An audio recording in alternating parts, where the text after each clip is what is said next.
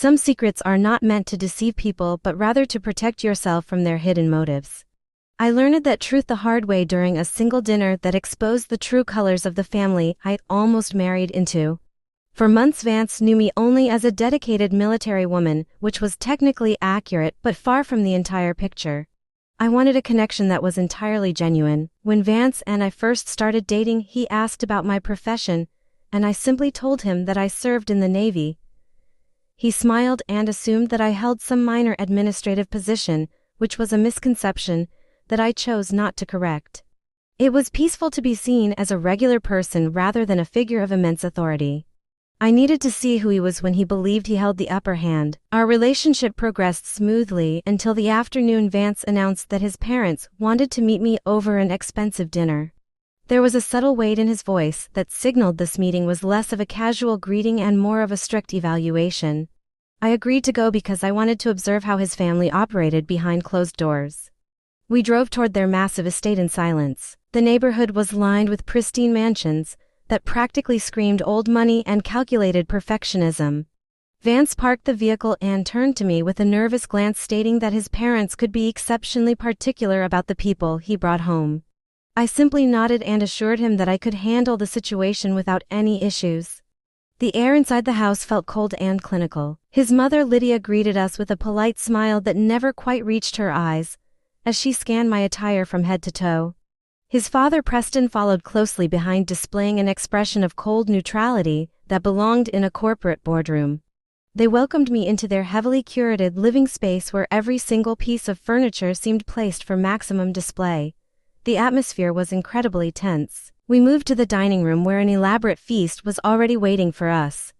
The initial conversation consisted of shallow pleasantries regarding the weather and the traffic, which revealed absolutely nothing about anyone. Eventually Preston leaned forward and placed his hands flat on the table before asking what exactly my duties entailed within the naval forces. The interrogation had officially begun. I calmly replied that I was a naval officer, which was the exact same phrasing I used with Vance.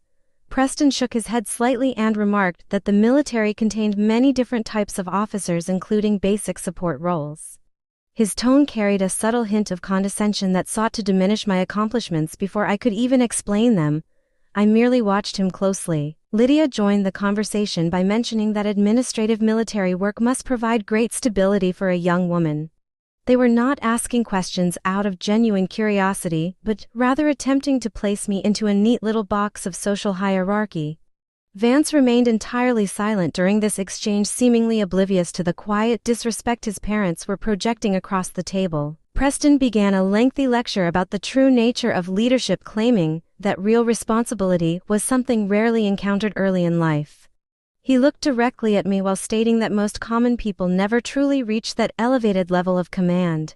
I chose not to interrupt his arrogant speech because observing their behavior was far more valuable than correcting their massive assumptions. The dinner continued with more thinly veiled insults wrapped in polite language while I maintained my composure. Suddenly my phone vibrated against the table, displaying a name that possessed the power to change the entire atmosphere of the room. I politely excused myself and stepped a few feet away from the dining table to answer the urgent call. The voice on the other end was brief. The caller requested immediate authorization for a time-sensitive deployment adjustment affecting thousands of active personnel. I gave my directives clearly and stated that I would personally review the final documentation later that evening. The caller affirmed my orders by loudly addressing me as Admiral before hanging up the phone. The single word resonated clearly throughout the silent room. When I returned to my seat, the entire energy of the dining room had completely transformed. Vance was staring at me with wide eyes as his mind desperately tried to recalculate everything he thought he knew about my life. Preston was now sitting perfectly upright, his posture reflecting a sudden and intense level of deep respect. Lydia looked absolutely stunned. Vance broke the heavy silence by pointing out that I had never mentioned holding such a massive position of power. I looked him dead in the eye and calmly stated that nobody had ever actually asked me about my exact rank. Preston cleared his throat nervously and admitted that my role was incredibly significant, which was a massive shift from his previous lecture. For the remainder of the evening, the family treated me with an immense amount of care and forced admiration.